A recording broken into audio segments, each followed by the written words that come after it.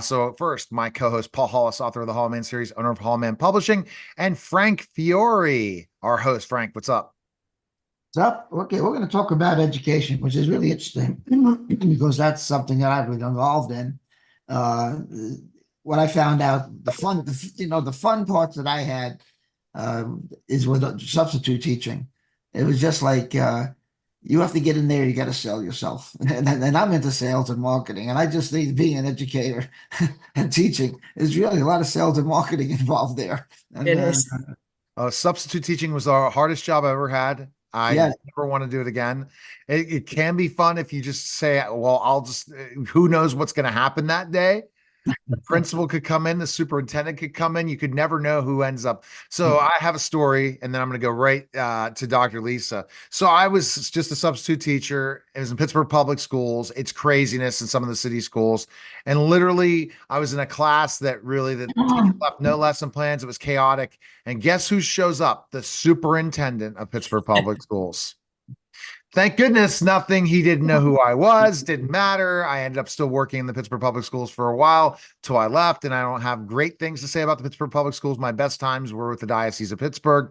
But that's what happened. So you never know those stories. But that same school, I ended up hooking up a deal that led me probably back to the entertainment industry. Go figure, because I got a teaching job, and in that teaching job, met somebody who was one of my substitute tutors for my tutoring business that introduced me to the radio station, and then I went back to entrepreneur. So, Dr. Lisa, tell us your background in education and what your business is. Sure. So I actually, when I graduated college, I had a degree in English literature. So I was actually in sales for a while. And you're absolutely right, Frank. It is a lot of sales in the classroom.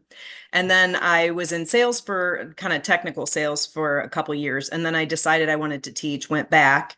And I taught for 9 years at a high school and taught journalism and language arts. And then I ended up in an administrative position at a career center that took me into sort of business partnerships. And it was interesting because it taught me kind of how schools are situated within communities and within tax structures. And then I had an opportunity to do my fellowship at Ohio State University. So I went there and did my PhD there. And my focus really was on the adults in the system. And I was troubled by the lack of innovation in education, or the lack of stickiness to initiatives. I feel like we've been talking about the same stuff for 50 years. So I started really focusing on leadership development.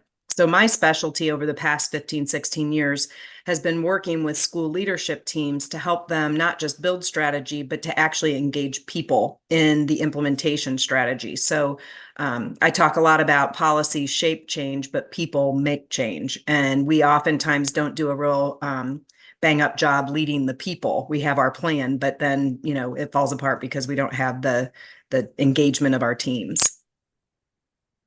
Very interesting. Go ahead, your question, Frank. yeah. What I found is you've got to be really creative when you teach. Um, I had a class where we had to walk in, and it was a training class. They wanted while I was getting my degree, and they said they put like 25 words on the blackboard, and I was with another candidate too, and we were supposed to teach the definitions of those words. Okay, it was, and I watched them, and it was so dry. Just how do you define this? It was explained to them, and I went in, and I said the kids were just bored to tears. So I went in and said, "Okay, kids, this is what we're going to do. I want somebody to use one of those words in a sentence." Okay, they did, and then I went on. I would use two words, same kind of sentence, three words, four words. By the time we got to the fourth or fifth word of using 4 or 5 words in sentences, the kids would just go berserk. They would just have so much fun making funny sentences out of these words and just stringing them all together. And I was approached later and said, you're a very good teacher. You really got the kids excited and motivated, and they learned something. So yeah, it's fascinating when you can really reach those kids and see the results. Yeah. I had to teach etymology. Somebody in my department had retired, and I was like, this is going to be boring. Like, how do you teach etymology? And my husband's actually an artist, so he's super creative, and he's the one that sort of came up with this idea. But what I did was created like an NCAA bracket with the students, and then we had a jar in the middle of the classroom, and you could just put ideas in it. So like make a menu, make an excuse to your parents, ask somebody out on a date, whatever it was, invent a game. And so we would pull one of those prompts out, and then we would go through the words on a Monday, and then they would go through like Tuesday to Thursday, creating whatever it was, like if it was a menu. And then they had to create 3 different versions. And then on Friday, we would do a throwdown, and they would present it, and then they'd turn their backs, and the kids would applaud which one they liked better. And then we kept narrowing the bracket down, and then we'd have our like word winner of the week. And it was fun. And the kids actually had a lot of fun. And because they were making up kind of crazy things that didn't necessarily fit with what the prompt was, we really did well with having them remember and retain the vocabulary. So it was fun. Yeah. But you got to be creative. But I see, Dr. Lisa, you were smart, just like me, that we take our education experience in that classroom, which is the biggest challenge in the world, to engage students and to come up with amazing questions and learn all the things that we're taught getting our education degree, and be able to connect that to the real world in many different ways, from what you do as executive coaching, management consulting, project management, everything, nonprofit consulting, that you see ultimately at the end of the day that the skills we've learned in education really are missing in the real world. Yes. Yeah. Well, and I think it's a lot of those soft skills. We don't teach kids how to find their happiness. We don't teach them how to manage their lives, how to, be in self-control, have, self-awareness of who they are. And like, even with career development, having been at a career center, I was always frustrated by people asking the question, what do you want to do? Because by the time those kids are in the job market, nobody would have ever told me I was doing what I'm doing. And so I always ask the question, like, who do you want to be? And how do you get kids to understand this is who I want to be as a human being? And then this is why education is going to help me get there. But I think that you're right. We didn't learn that in the classroom. We don't teach happiness, but we have to just look at these things. But we take the skills of why we love the classroom, and that's why the heck we got out of the classroom. Right. Well, and I actually, about 4 years ago, developed a new company called Jacapa. We're a software company that measures, trains, and tracks soft skills. So we have assessments, we have weekly challenges, and it was really born out of the fact that as I was doing my executive coaching, 90% of the coaching I was doing was around people, around soft skills, around work-life balance, around time management and task management. And so we built an app that actually does that. So that's kind of my other side hustle, is helping people in private industry, as well as we're in universities and in after school programs, leadership development programs through like chambers of commerce. But it's one of those things where even as adults, a lot of adults don't have the skills they need to do their job well or to develop strong relationships. And so I'm trying to kind of bridge the two together. Oh, that's amazing. So the two different businesses combined. So how do you fit those two? Like how do you wear those two hats? And then let Paul ask a question. Sure. So the consulting piece, I'll go in and work with leadership teams. And then really the software piece, I'm kind of the subject matter expert. So I've written all of the content, but I have a team of people that run the business and do the sales and pieces like that. So they call me in when they need a talking head, or when I'm doing some training with folks.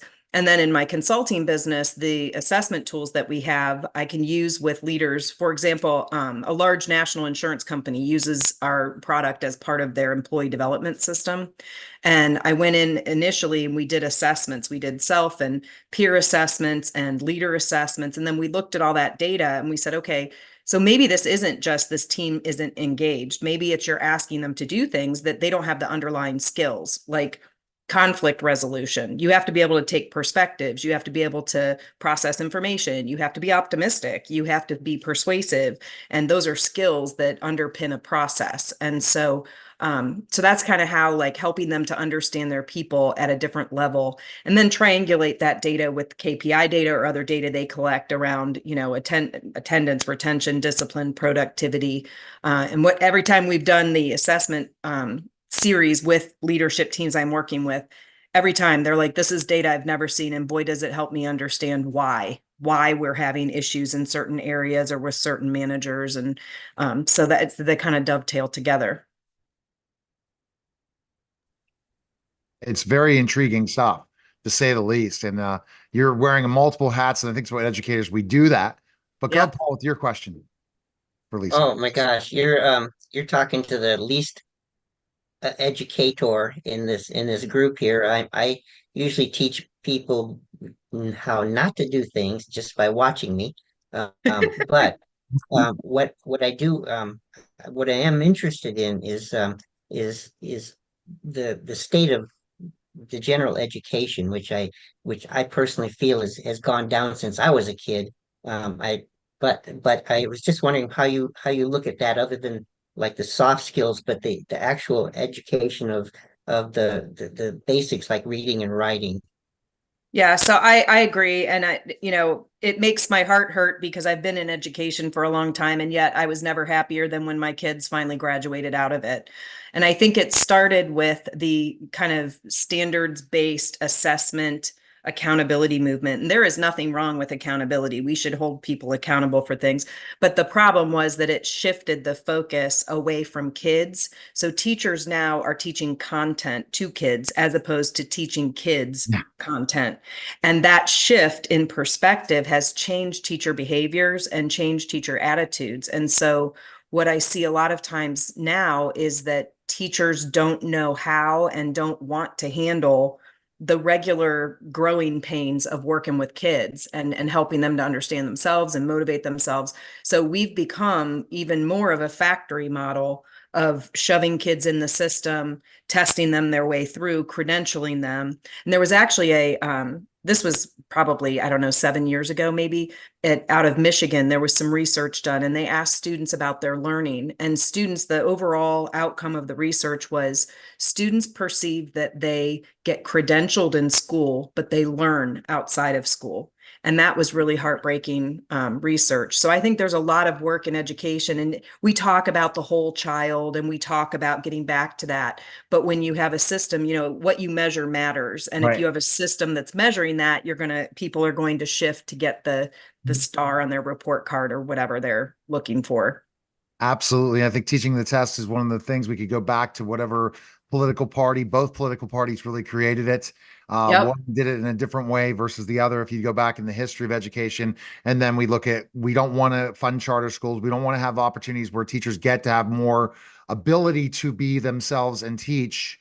And yet we also want to have the unions. So you have this mix that you're never going to fix unless you Right. literally redesign education. And I think with AI, that could be the final break in teaching, because there's no way any teacher cannot create a differentiated lesson with AI. Exactly. Right. Well, and I Oh, think coming out of COVID, there's a new movement called micro schools that I think is going to be interesting, where families get together and chip in money and they hire a teacher. So it's almost like going backward to the Yeah. one-room schoolhouse in multiple Oh, levels. 100%. Yeah, kind It's of, been and interesting. homeschooling is Yeah. exploding. And so I think there's a lot of challenge to the system right now. And even some of the architects of the original accountability system have written books and said, we screwed up.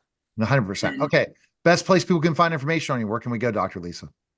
So you can go to epinstitute.com for my consulting portion of the business. You can also go to JAKAPA. It's JAKAPA.com. JAKAPA stands for Go Team.